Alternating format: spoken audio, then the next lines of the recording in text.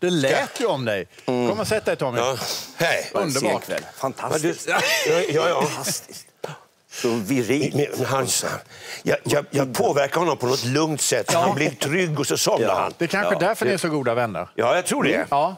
Så fort jag börjar prata så sover han. Ja. Precis. Alltså det där var ju en ekivok sak, minst sagt. Och ni som inte vet vad ekivok betyder, fråga en vuxen. Ja, precis. Men du undrar ju, vän av ordning här, kommer det bli den här typen av saker i showen ni skriver tillsammans? Nej, det här kommer ni inte få höra. Nej, men det var ju tur de lyssnar på Ja, eller hur? Ja, verkligen. Ja. Men jag är jätteglad att ni är här. Två gamla kompisar som, som han tog sig in på något sätt backstage när du var i London. Ja, just det. Vi hade ju sån här doorman, Barry, en kille från Yorkshire med utan tänder.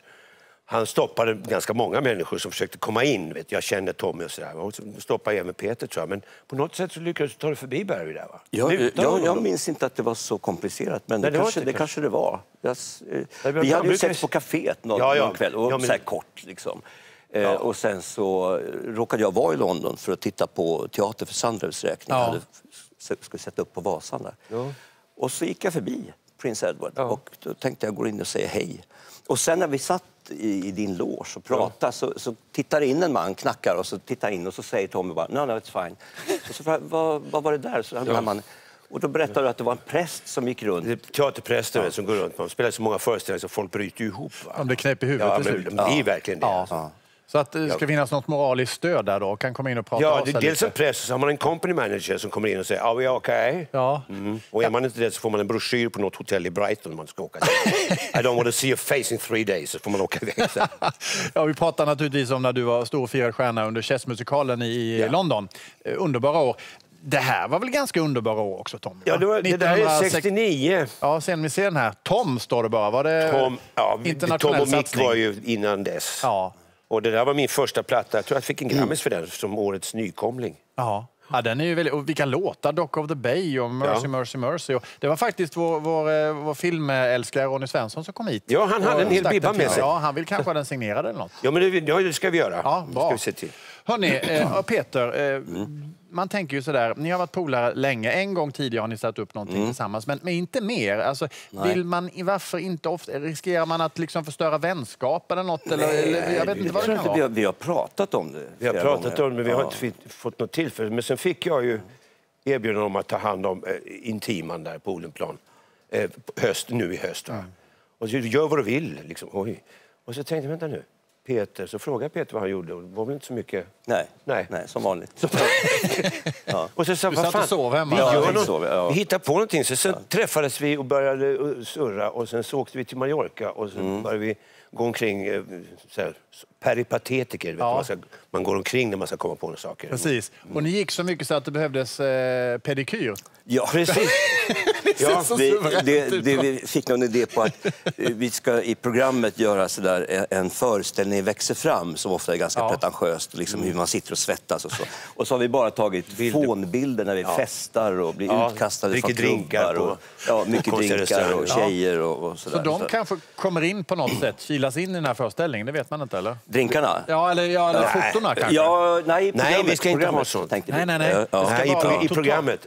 Det ska bara vara tokseriöst i 1,5 timme. Vi snackar om att det ska vara barnsligt och att vi gräver lite där vi står och utgår från vilka vi är i den ålder vi är och vad vi liksom stör oss på, vad vi funderar på, vad vi längtar efter. Sådana saker. Ja, reflektioner över vår samtid liksom. Jag hade Jonas Gardell här förra veckan och han sätter upp en show just nu som handlar om hur Sverige har förändrats de senaste 30 åren och även hur han har förändrats. Och då tänker jag så här, ni har ju varit inblandade i så enormt mycket roliga saker. Du har jobbat med Hasse och Tage bland annat när det handlar om komik och du, Lorry och massa andra saker. Hur tycker ni liksom att, jag menar, komik idag jämfört med vid den här tiden, på vilket sätt har det förändrats eller har det förändrats? Ja, det har förändrats enormt. Alltså, vi pratar om det, till exempel ett Lorry-program jag tror inte man skulle kunna göra det idag med den politiska korrektheten och att folk liksom sitter med anteckningsblock framför tvn och där sa du sådär och det här kan man liksom feltolka eller så. Att man... Det har blivit någon sorts fria ordets antisimex. Ja. kommer liksom in och börjar röja, och det tycker vi inte speciellt är kul, för det hämmar konsten ganska ordentligt, tycker jag. Och man måste ju få skoja. Alltså att man skojar om någonting betyder ju inte... Om man skojar om en invandrare eller någon som bryter så här, så är man ju inte rasist för det. Men det är nästan som att det har blivit så. Och sen tycker jag också att det är klart att man kan göra någonting som bara är fånigt. Det är bara det är så jävla svårt. Ja. Men det är underbart om man gör ett nummer. Vi har något sånt nummer som bara är väldigt, väldigt fåniga. Men annars är det nästan enklast att göra någonting som, alltså att det handlar om något. Det måste finnas någon korrelation, någon botten, någonting som jag menar, vi är ju inte ovanliga på det viset, utan det som vi stör oss på eller tycker är kul eller funderar över, det gör nog de flesta. Ja. Men har det blivit ängsligare idag då, Tom? Är det det du menar, eller? Ja, det är ängsligt, väldigt ängsligt överallt. Men då känner jag så här, ni är ju vana vid, eller du framförallt, dig har jag träffat mycket, och du är ju inte, du säger ju vad du tycker och tänker. Ja, ska man inte göra det?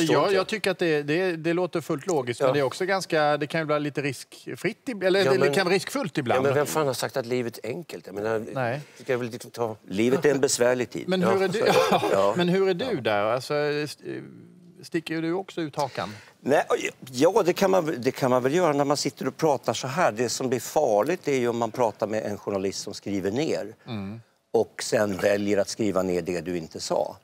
Alltså, jag har ju varit med om flera sådana här saker. De frågar en sak. Och, till exempel, det var någon idiot från Expressen som ringde mig och sa: jag har hört att du har sagt att du har skrivit ICA-reklamen.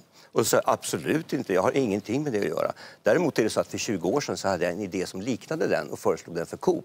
Men de tackade nej till den. Okay. Jaha, så han. Och ringer upp de som har gjort ICA-reklamen och säger: jag har precis pratat med Peter Dalle som säger att det är han som har gjort ICA-reklamen. Och så blev de jätteförbannade. Alltså, och det där kan man ju inte skydda sig mot. Det är ju en sketch right Ja, det är en sketch. Ja. Alltså, men så har ju tidningarna blivit. Liksom. Ja. Men ett sånt här samtal är ju lite svårt att liksom saxa ut någonting ur. Ja. Därför att det är så pass många som har sett det. Precis. Så då kan man inte hitta på. Nej, då kan man slappna av lite mer. Sen så ska det ju naturligtvis bli sång också i den här showen. Och du har ju lovat att spela gitarr också. Ja. Går det nog bra, eller? Alltså, vi har ju ingen ambis. Alltså, det gör ju ont när man tar ett A-moll. Liksom. Så att vi får öva lite. Vi får öva. Jag opererade en sena, vilket gjort att jag under det här året knappt kan böja ut armen. Okay. Så jag får väl ha en liten pinne. Ja. Jag sa han får väl ha en krycka här uppe. Ja, det behövs ändå. Ta ackorden härifrån. Ja, precis. Ja, det ska bli väldigt spännande att se. Hur långt har ni kommit då? Jag tycker vi har kommit ganska långt. Vi vet hur vi ska börja första akten och sluta första akten och börja andra och sluta hela alltihopa. Herregud, ni har kommit långt. Börja och sluta, det var. Så har vi ämnen och även låtar. Ja, massa låtar. Ja. Drömmen om Gun får inte plats då, eller? Nej, den gjorde jag i Sjung tills du stupar-föreställningen. Den första. Så den är inte med, men Bengt Ahlfors har ju skrivit andra grejer. Du kan titta på den. Ellen Sjölund. Men alltså, är ni inne liksom i en arbetsrelationsfas nu? Eller hänger ni som kompisar ändå på något sätt? Eller? Ja, det blir ju både och. Det blir både och. Ja. Och det är väl så det föds, alltså vi går ut och går eller ut och gå är väldigt bra. Gå är bra. Då stannar man och får lite pedikyr då och då. Ja, just det. Det var jätteskönt. Jag vill jättegärna gå på den där, så att hojta till när den är klar. Så det är premiär 24 september. Härligt. På Intiman då. Intiman, Hörrni, tack snälla för att ni var med den här morgonen. Tack, och lycka till. Och ni får öva upp rörelserna där. Ja, jag får göra det. Ja. Tommy Körberg och Peter Dalle.